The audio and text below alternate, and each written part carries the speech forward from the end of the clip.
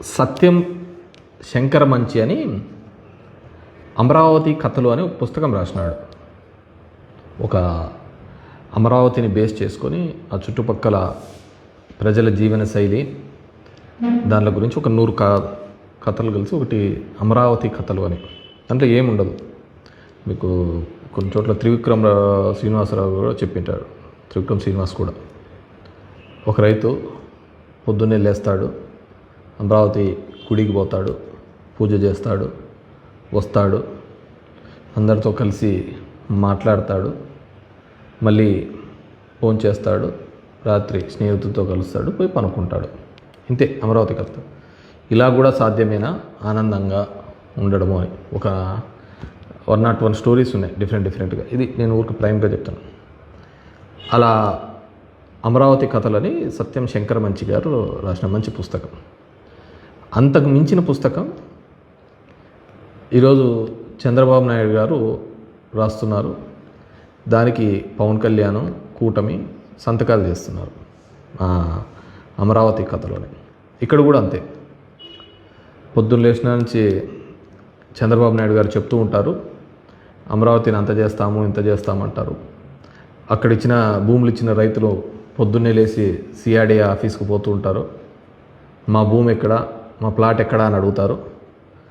వాళ్ళు కంప్యూటర్లో చూపిస్తారు, ఇక్కడ మీ భూమి అని. లేదు, మాకు భూమి ఫీల్డ్ మీద చూపించాలి అంటే అది ఎక్కడుందో తెలియదు, కనపడదు. ఇంటికి వస్తాడు, బాధపడతాడు, ఏడుస్తాడు. ఇతన్ని నమ్మే మన భూమి ఇచ్చినది అంటాడు, పోయి పనుకుంటాడు. మళ్ళీ తెల్లారుజామునే వెళ్తాడు, సిఆర్డీ ఆఫీసులకి వెళ్తాడు. ఇది ఇప్పుడున్న అమరావతి రైతుల యొక్క కథనం.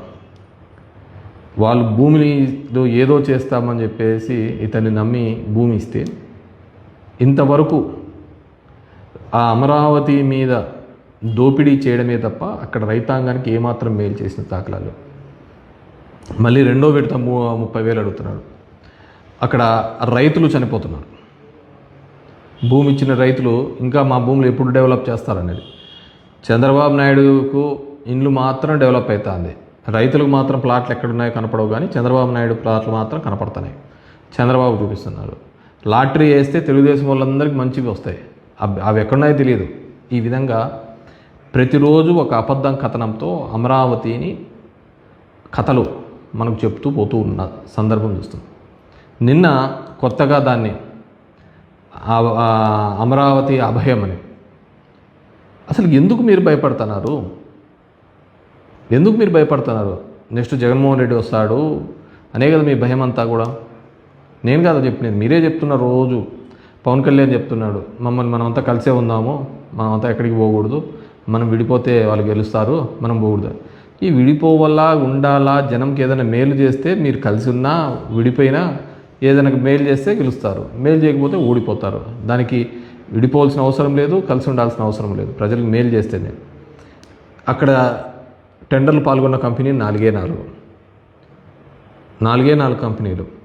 ఒకదానికి వీళ్ళలో ఉన్నవాడే ఒకడు L1 వేస్తాడు, మళ్ళీ L2 వేస్తాడు, L3 వేస్తాడు. ఇంకో దానికి వచ్చేకల్లా ఇంకోటి L1, ఇంకో L2, L3. ఇదే 4 కంపెనీలకు.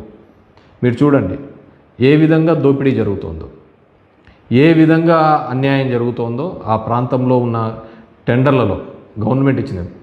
ఎవడైనా కానీ కేంద్ర ప్రభుత్వం డబ్బులు ఇస్తే టెంపరరీ సచివాలయాలు కడతారు. ఎక్కడైనా టెంపరరీ సచివాలయాలు కడతారు, టెంపరరీ అసెంబ్లీలు కడతారు. మొత్తం దోపిడీకి.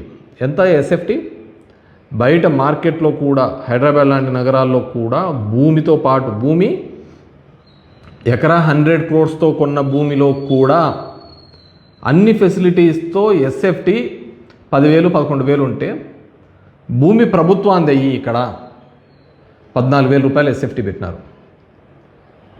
అదే ప్రాంతంలో రింగ్ రోడ్డు పోతూ ఉంటే కిలోమీటర్కి 22 కోట్లు, 25 కోట్లతో ఉంటే వీళ్ళు 175 కోట్ల రూపాయలతో కిలోమీటర్కి రోడ్డు వేస్తారు. కేవలం అది సెల్ఫ్ ఫైనాన్స్ అని చెప్పేసి అందరికీ మోసం చేసి మీరు ఫైనాన్షియల్గా సెటిల్ కావడానికి ఉపయోగపడుతుంది. దీనివల్ల ఎవరిని మోసం చేయడానికి? ఇంతకుముందు తీర్మానం చేయలేదా? అప్పుడు అన్ని ఉత్తుత్త తీర్మానాలు చేశారా? జగన్మోహన్ రెడ్డి ఆ రోజు చెప్పాడు, ఈరోజు చెప్పాడు, అమరావతి అనేది అక్కడి నుంచి తీసివేయలేదు.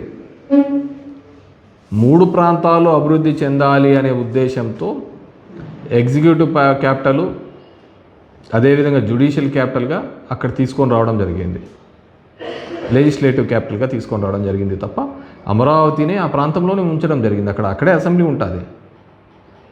ఈరోజు కేవలం మీరు రియల్ ఎస్టేట్ కోసం మీరు ఇప్పుడు మీతో పాటు సింగపూర్ నుంచి తీసుకొని వచ్చినాము అని చెప్పేసి ఈశ్వర్ అని చెప్పి ఎక్కడున్నాడు? ఈశ్వరను జైల్లో ఉన్నాడు. మీరు ఇష్టానుసారం చేసుకుంటా, మీరు ప్రజాధనం అంతా లూటీ చేసుకుంటా, కేవలం ఆంధ్రప్రదేశ్ అందరి మీద కూడా మీరు ఈ అప్పుల్ని పెట్టే సందర్భం చూస్తున్నాం. నిన్న అచ్చెన్నాయుడు గారు చూస్తే కాల్చిపడేయాలని అని చెప్తున్నాం. ఈ అసెంబ్లీలో మీరు మాట్లాడాల్సిన మాటనా ఏదైనా నీకు అంతగా ఉండంట. ఇంకా మా సత్యకుమార్ చూస్తా అంటే నల్లమల్ల ఎండిపోతుందంట. నల్లమల్ల మీరు చేసిన దానికి దేశమే కాలిపోతుంది.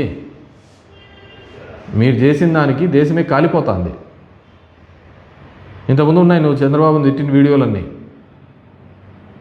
అవన్నీ చూపియాలా. కేవలం అమరావతి పేరు మీద ఈరోజు అక్కడ వరదలు వస్తాయని అందరూ చెప్తున్నారు. మీరే ఆ లిఫ్ట్ కోసం దగ్గర 2,000 కోట్లతో లిఫ్ట్ కోసం మోటార్లు పెట్టినారు.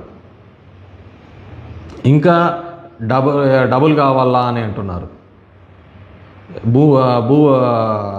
ల్యాండ్ పూలింగ్ చేయాలా అంటున్నారు. ఎందుకు ఇంత భూదాహం పెట్టింది మీకు? మీరు ఎందుకు ఇంత ఆత్రంగా ఒక డైవర్షన్ పాలిటిక్స్ చేసుకుంటూ జగన్మోహన్ రెడ్డిని తిట్టడానికి 6 గంటలు పెట్టినారు? మీరు జగన్ పేరు ఎత్తకుండా ఒక్క రోజున పనిచేసినారు. మీరేం చేసినారో చెప్పుకోండి. అప్పుడు 5 సంవత్సరాలు ఉన్నారు, ఇప్పుడు 3 సంవత్సరాలు ఉన్నారు కదా. ఆ రోజు నరేంద్ర మోడీని తీసుకొని వచ్చినారు కదా. అప్పుడేమన్నారు? పాచిపోయిన లడ్డు ఇచ్చాడన్నాడు పవన్ కళ్యాణ్. ఇదే పవన్ కళ్యాణ్ గారే కదా కర్నూలు నాకు రాజధాని అన్నాడు, వైజాగ్ ఎందుకు ఉండకూడదు రాజధాని అన్నాడు, అమరావతి ఒక గేటెడ్ కమ్యూనిటీ అని చెప్పినాడు. మరి ఈరోజు ఏమైపోయినాయి మాటలు? ప్రజలు మీరు ఆలోచించుకోవాలి. అమరావతి ప్రాంతానికి కానీ దీనికి కానీ వైఎస్ఆర్ కాంగ్రెస్ పార్టీ ఎప్పుడూ వ్యతిరేకం కాదు. కానీ అక్కడ రైతులకు ఇంతవరకు మీరు ప్లాట్లు ఎందుకు చూపించలేకపోతున్నారు? ఎందుకు మోసం చేస్తున్నారు వాళ్ళకు? దానికి వ్యతిరేకం. మీరు చేస్తున్న అవినీతికి వ్యతిరేకం. దాన్ని అమరావతికి అని చెప్పేసి వ్యతిరేకం. జగన్మోహన్ రెడ్డి ఏదున్నా కానీ క్లియర్గా చెప్పడం జరిగింది. మీలాగా మోసం చేయలేదు రైతుల్ని. వాళ్ళకి ఇవ్వాల్సిన పెన్షన్లు కావచ్చు, వాళ్ళకి ఇవ్వాల్సిన బకాయిలు కానీ అన్నీ ఇప్పించడం జరిగింది. కానీ మీరు అలా కాదు కదా. ఈరోజు ఈ ఆంధ్రప్రదేశ్ ప్రజలందరూ ఆలోచించుకోవాల్సింది ఒకటే, తను చెయ్యని దాన్ని తను చేశానని చెప్పుకోవటం, ఆ క్రెడిట్ తీసుకునే ఒక ప్రయత్నం చేస్తున్నారు. నిన్న లోకేష్ అంటున్నాడు మీ వైఖరి, మా వైఖరి చాలా స్పష్టంగా చెప్పడం జరిగింది కదా. మా వైఖరి మీరు చేస్తున్న అవినీతికి వ్యతిరేకించడమే మా వైఖరి. మీరు చేస్తున్న ఈ దోపిడీకి 8% కిక్ బ్యాక్స్ తీసుకుంటున్నారు, దానికి మేము వ్యతిరేకం. ఇచ్చిన దానిలో మీరు అడ్వాన్స్ మొబిలైజేషన్ 9,000 కోట్లు వస్తే 5,000 కోట్లు అడ్వాన్స్ మొబిలైజేషన్గా పోయినాయి. కేవలం 4-5 కంపెనీలకే అందరూ బాగు చేస్తున్నారు అక్కడ తప్ప అక్కడ ఉన్న అమరావతి డెవలప్ కావటం లేదు. ఇది డెవలప్. మీరేం డెవలప్ చేసినారో చూపియండి. అక్కడ తెచ్చిన బైపాస్ జగన్మోహన్ రెడ్డి కాదా తీసుకొని వచ్చిన బైపాస్? కాబట్టి ఇంకా ఇప్పటికైనా కానీ ఈ అమరావతి కథలు మానండి. ఈ అమరావతి కథలు జగన్మోహన్ రెడ్డి గారి మీద, వైఎస్ఆర్ కాంగ్రెస్ పార్టీ మీద నిందలు వేయడం మానండి. ఈరోజు రాష్ట్ర సంపదనంతా తీసుకుపోయి ఒక ప్రాంతంలో పెట్టాలని ఒక ప్రయత్నం చేస్తున్నారు. దాన్ని మేము వ్యతిరేకిస్తున్నాం. మా ప్రాంతంలో అభివృద్ధి చెందాలని మేము కోరుతున్నాం. ఇప్పటికీ మా ప్రాంతంలో రాయలసీమ కావచ్చు, ఉత్తరాంధ్ర కావచ్చు, కోస్తా ఆంధ్ర కావచ్చు, అక్కడ జరుగుతున్నటువంటి అన్యాయానికి మేము ఖచ్చితంగా మీరు చేస్తున్న అన్యాయాన్ని మేము వ్యతిరేకిస్తున్నాం. ఈ రాష్ట్రానికి ఏదైనా మంచి జరిగింది అంటే అది వైఎస్ జగన్మోహన్ రెడ్డి గారు, అదేవిధంగా వైఎస్ రాజశేఖర రెడ్డి గారు ఉన్నప్పుడే జరిగింది తప్ప వేరేది ఎప్పుడు జరగలేదు. చెప్తా అంటాడు సైబరాబాద్ నేనే కట్టినానంట, పవన్ కళ్యాణ్ ఆ కొండలంతా తిరిగినాడంట. డెఫినెట్గా ఆ ప్రాంతంలో హైదరాబాద్ అనేది ఒక రింగ్ రోడ్డు వచ్చిన తర్వాత ఎంత డెవలప్ అయింది, భూములకి ఎంత విలువ వచ్చింది చెప్పండి. ఎందుకు ఊరికే లేని క్రెడిట్స్ మీరు తీసుకోవాలని ఒక ప్రయత్నం చేస్తున్నారు? 20 సంవత్సరాలు అయితే అక్కడ చంద్రబాబు నాయుడు ముఖ్యమంత్రిగా లేక 20 సంవత్సరాలలో గణనీయమైన మార్పులు జరిగింది. కాబట్టి ఈ డైవర్షన్ పాలిటిక్స్ మానుకోండి. జగన్మోహన్ రెడ్డి మీద, వైఎస్ఆర్ కాంగ్రెస్ పార్టీ మీద ఏడుపు మానండి. ఇంకా 2.5 సంవత్సరాలు అవుతాయి. మీరేమైనా చేసింటే దాంట్లో చెప్పుకోవాల్సిందిగా కోరుతున్నాను. అమరావతిలో గజానికి లక్షల్లో చెల్లిస్తామని చెప్పి చంద్రబాబు గతంలో చెప్పినాడు. ఇప్పుడు ప్లాట్లు కూడా చూపించలేని స్థితిలో ఉన్నారు. కొంతమంది రైతులు కూడా చనిపోయినారు. ఆ ఆవేదన. అవును, రైతులు, నేను చెప్తున్నాను కదా, అమరావతి కథల్లో భాగంగానే ఒక రైతు పొద్దున్నే లేస్తాడు, సిఆర్డీ ఆఫీస్కి వెళ్తాడు, తన ప్లాట్ ఎక్కడుందని కొట్లాడతాడు, అక్కడ పోయి మాట్లాడి వస్తాడు. మాట్లాడి వచ్చిన తర్వాత రేపు మళ్ళీ పోతాడు, ఇంటికి వస్తాడు, బాధపడతాడు స్నేహితుల దగ్గర, ఇతన్ని నమ్మి మోసపోయినామని చెప్తాడు. ఇంటికి వచ్చాడు, పనుకుంటాడు, భార్య పిల్లల దగ్గర ఆవేదన చెందుతాడు, మళ్ళీ వెళ్తాడు, మళ్ళీ సిఆర్డీ. ఒక్క చిన్న విషయం అండి, తనదంటూ ఒక భూమి, తన 1000 ఎకరాల భూమి ఇచ్చిన రైతు తన భూమి ఎక్కడుందో తెలియదు. ఇప్పుడు అక్కడ ఇండ్లలో వాళ్ళకు చదువుకోవాలన్నా, ఇళ్ళలో వాళ్ళకు పెళ్ళిళ్ళు చేయాలన్నా ఎక్కడి నుంచి డబ్బులు పుడతాయి చెప్పండి? భూమి ఏడుందో చూపించలేకపోతేవి, నువ్వు భూమి ఎక్కడుందో నువ్వు చూపించలేకపోతేవి. పంట పండిద్దామా అంటే పంట పండించడానికి వీలు లేకుండా చేసినారు. ఇంకెలా బతుకుతాడు రైతు అనేవాడు? వాళ్ళ చేతి ఏ విధంగా వస్తాయి? నువ్వు ఇచ్చిన పెన్షన్లతో బతికేస్తాడా? ఏదో అభివృద్ధి చేస్తావని అనుకున్నారు, కానీ ఇలా దోపిడీ చేస్తామనుకోలేదు కదా. ఇళ్ళలో పెళ్ళిళ్ళు కావాలంటే భూమి ఏదో అమ్ముకొని ఏదో ఒకటి చేద్దాము అనుకుంటా అంటే భూమి ఎక్కడుందో వాళ్ళకి తెలియదు పాపం. వ్యవసాయం చేద్దామంటే ఆ భూమి కనపడదు.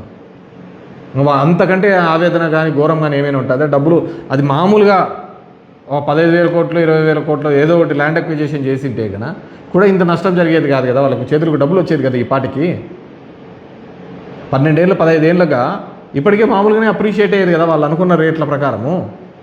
మామూలు భూమి ఉన్నా ఇంత దౌర్భాగ్యమైన పరిస్థితి ఏ రైతుకు ఉండకూడదు. భూమిలో పండించడానికి భూమి లేదు, అమ్ముకోవడానికి లేదు, పెళ్ళిళ్ళు చేయడానికి లేదు, పిల్లల చదువుకు డబ్బులు పుట్టారు. అప్పట్లో పుడుతుంది. లేకుంటే ఒక యాక్టివిటీ ఉండాలి కదా, ఎకనామికల్ యాక్టివిటీ ఉండాలి కదా. ఏ ఎకనామికల్ యాక్టివిటీ లేకుండా కేవలం నీ ఆఫీసుల చుట్టూ తిరగడానికే సరిపోతుంది. నారాయణ పెనంసా అని పెడతాడు, మీటింగ్లు పెడతా అంటాడు, రైతులు వచ్చి ఏడుస్తూ అంటారు, పాపం చేసేస్తాం, సమస్య తీడుస్తామంటారు, పోతారు, అంతే. పాపం బాధాకరం. పాపం ఆ వాళ్ళతో ఉద్యమం చేయించి వాళ్ళనందరినీ డైవర్షన్ చేయించేసి వాళ్ళందరినీ కూడా రోడ్డును పాలే చేసినది ఎవరైనా నిన్న పోస్టర్లు చూపిస్తున్నారు వాళ్ళందరినీ. ఇదని లోకేష్ వాళ్ళందరినీ ఇబ్బంది పెట్టినది చంద్రబాబు నాయుడు. ఆయన కదా మోసం చేసినది, మేము కాదు కదా మోసం చేసినది. మేము నిజం చెప్పాము. ఇన్ని వేల ఎకరాలలో ఇది చేయడం అనేది కష్టము, కాబట్టి అమరావతిని లెజిస్లేటివ్గా ఈ విధంగా చేసుకుంటూ పోతామని ఒక క్లారిటీతో చెప్పినాను. కానీ చంద్రబాబు లాగా మోసం చేయలేదు కదా. మీ భూమి రేట్లు కోట్లు అయిపోతాయని చెప్పేసి.